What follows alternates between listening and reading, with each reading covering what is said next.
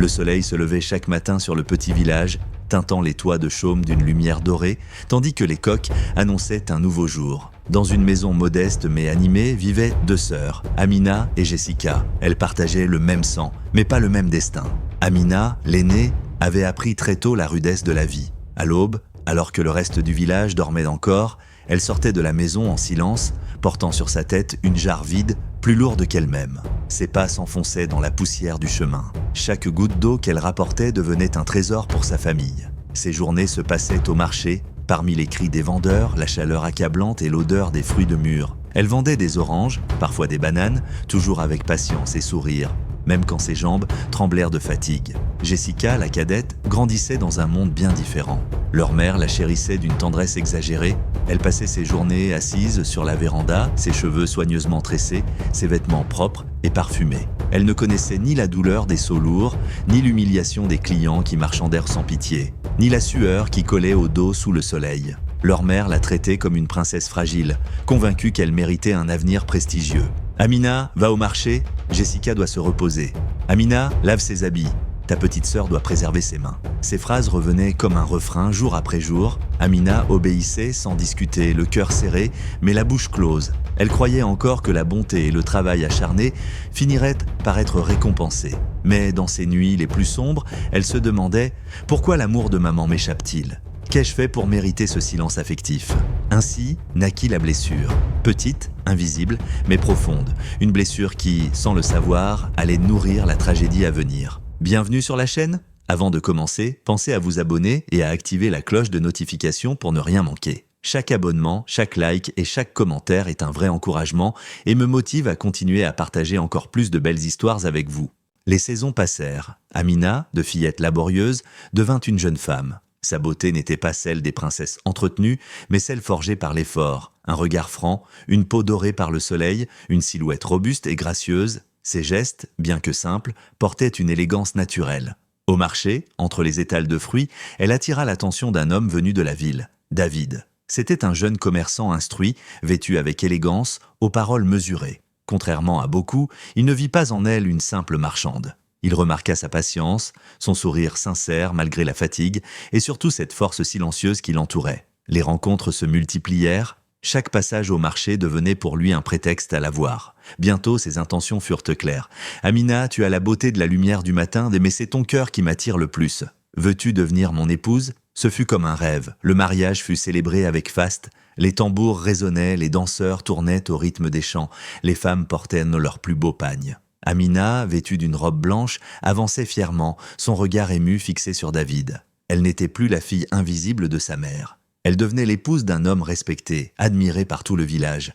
Mais dans un coin de la cour, Jessica observait. Ses yeux, d'habitude éclatants, n'étaient plus que deux flammes sombres. C'est elle que tout le monde célèbre aujourd'hui, elle qui a toujours été la servante. Et moi, la préférée, je reste seule. Ce fut le début de la jalousie qui allait la consumer. Les mois passèrent. Jessica tenta de trouver un mari, mais sa réputation l'avait précédée. Arrogante, capricieuse, sans patience pour le travail. Les prétendants se détournaient les uns après les autres. Elle, la princesse choyée, se retrouvait seule, sans ressources, alors qu'Amina vivait dans l'abondance et l'amour. Un soir d'orage, trempée et désespérée, Jessica frappa à la porte de sa sœur. « Grande sœur, je n'ai plus rien, accueille-moi, je t'en prie. » Amina, malgré les blessures du passé, la serra dans ses bras. « Tu resteras ici.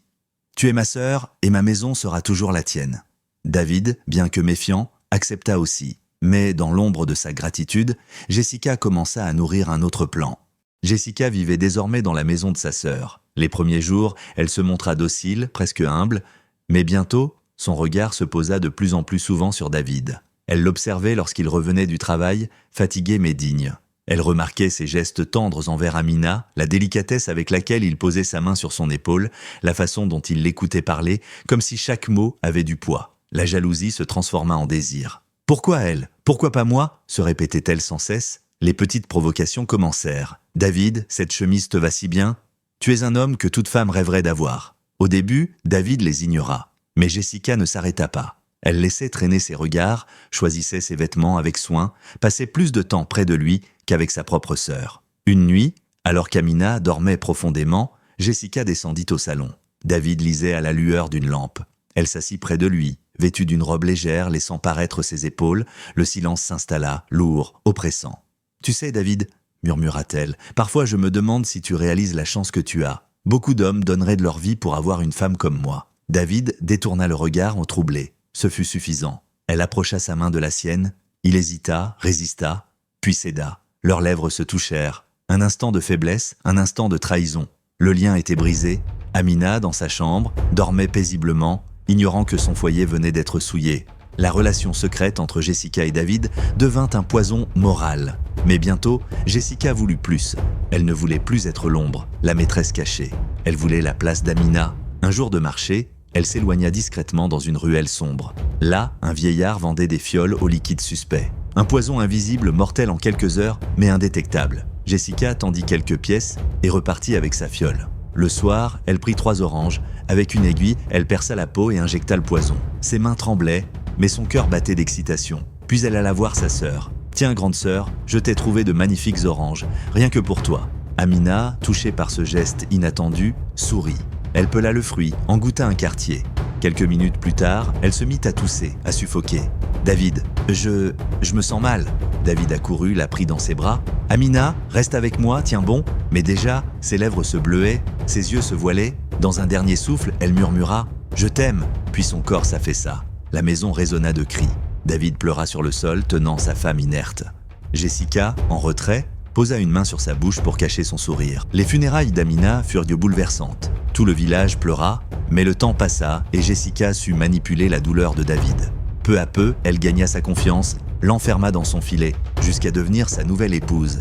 Elle eut des enfants. Elle prit la place qu'elle avait toujours enviée, mais le bonheur n'était pas au rendez-vous. David restait distant, froid. Ses regards, même en présence de Jessica, semblaient chercher ailleurs, comme s'il voyait encore Amina dans les ombres. Frustrée, Jessica s'acharna. Elle ordonnait aux domestiques de répéter les tâches humiliantes qu'avait subies Amina, juste pour rire. Elle racontait à ses enfants que leur tante n'était qu'une servante, une femme sans valeur. Mais les nuits étaient tentées. D'abord, ce furent des bruits étranges, des pas dans le couloir, des gémissements, des oranges posées sur la table qui, au matin, pourrissaient, comme si elles avaient passé des semaines au soleil. Le visage de Jessica commença à blanchir de peur. Mais elle se rassurait.